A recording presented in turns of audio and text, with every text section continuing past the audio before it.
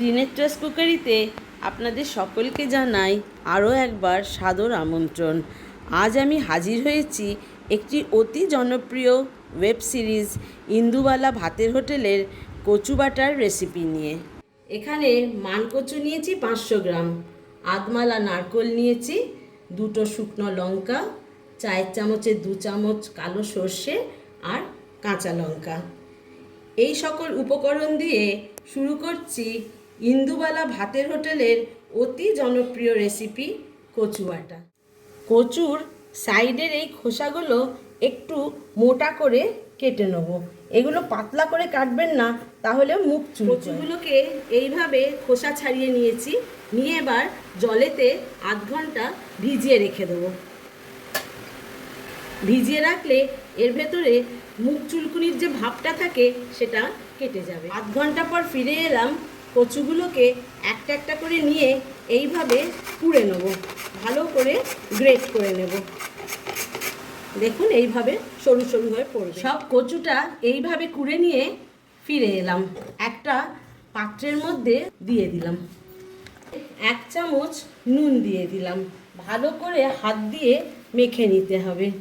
এই মাখার সময় আপনাদের হাতে একটু হাত চুলকোবে, কিন্তু পরে দেখবেন একদম কিচ্ছু থাকবে না, মুখ টুক কিচ্ছু আপনাদের চুলকোবে না। এইভাবে করবেন, আমি যে পদ্ধতিতে করছি, দেখবেন খুব ভালো হয়। ঢাকা দিয়ে রেখে দিলাম। 10 মিনিট পর ফিরে আসছি। 10 মিনিট পর ফিরে এলাম, ঢাকাটা খুলে নিচ্ছি। দেখুন এর থেকে কত জল বেরিয়ে গেছে, দেখুন স্কুইজ করলেই বোঝা যাবে।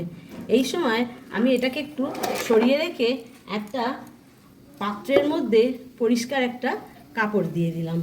এবার খানিকটা কচু বাটা এর মধ্যে দিয়ে দিলাম।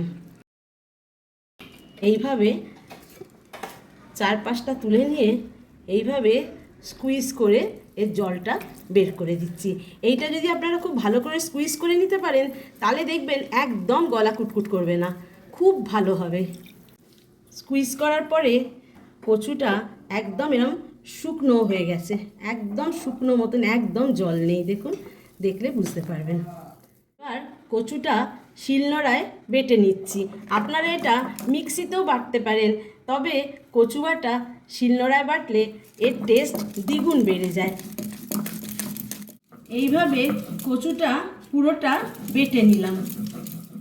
এইবার একটা পাত্রের মধ্যে কচুটা তুলে রাখলাম। এইবার নারকোলটা কুড়ে নিয়েছিলাম, সেটা বেটে নিই। যেখানে কচু বাটাটা রেখেছিলাম তারই পাশে নারকোলটা তুলে রাখছি। এবার শিলে সর্ষেটা দিলাম, তার সঙ্গে 2টো কাঁচা লঙ্কা দিলাম। 2টো শুকনো লঙ্কা দিচ্ছি, একটু শুকনো খোলায় নেড়ে নিয়েছিলাম। নিয়ে এবার সর্ষেটা বেটে নেব। একটু জল দেব। আপনাদের আরেকটা টিপস দিয়ে দিই, সর্ষে বাটার সময় একটু লঙ্কার সাথে যদি একটুখানি নুন দিয়ে দেন, তাহলে সর্ষে কখনো তেতো হবে না। এইবার বেটে নিচ্ছি সর্ষেটা।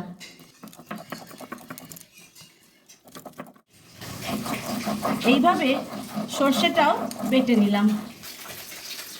এখানে সব বাটাগুলো দিয়ে দিলাম, কচু বাটা, নারকোল বাটা, লঙ্কা বাটা, সর্ষে বাটা সব দিলাম। আমি এখানে যে পরিমাণে লঙ্কা ইউজ করেছি, আপনারা এর থেকে কম বা বেশি আপনাদের স্বাদ অনুযায়ী ইউজ করবেন। এবার এতে সর্ষের তেল দিচ্ছি। যারা আমার চ্যানেলটিকে সাবস্ক্রাইব করেছেন তাদের অনেক অনেক ধন্যবাদ আমার পাশে থাকার জন্য। যারা আমার চ্যানেলে নতুন, তাদের রিকোয়েস্ট করছি পুরো ভিডিওটি দেখে একটু সাবস্ক্রাইব করে দেবেন। এবার পরিমাণ মতন নুন দিয়ে দিলাম। এটা ভালো করে হাত দিয়ে মেখে নিচ্ছি। হাত দিয়ে মাখলে সমান করে মাখাটা হবে।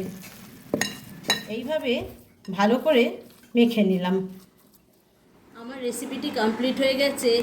আপনাদের কেমন লাগলো একটু কমেন্ট সেকশানে লিখে জানাবেন। আপনাদের অনুরোধ করছি এই রেসিপিটা একবার বানিয়ে খাবেন, দেখবেন খুব সুন্দর খেতে হয়। ভালো লাগলে একটা লাইক দেবেন, একটু শেয়ার করবেন, আর আমার চ্যানেলটিকে একটু সাপোর্ট করবেন। ধন্যবাদ।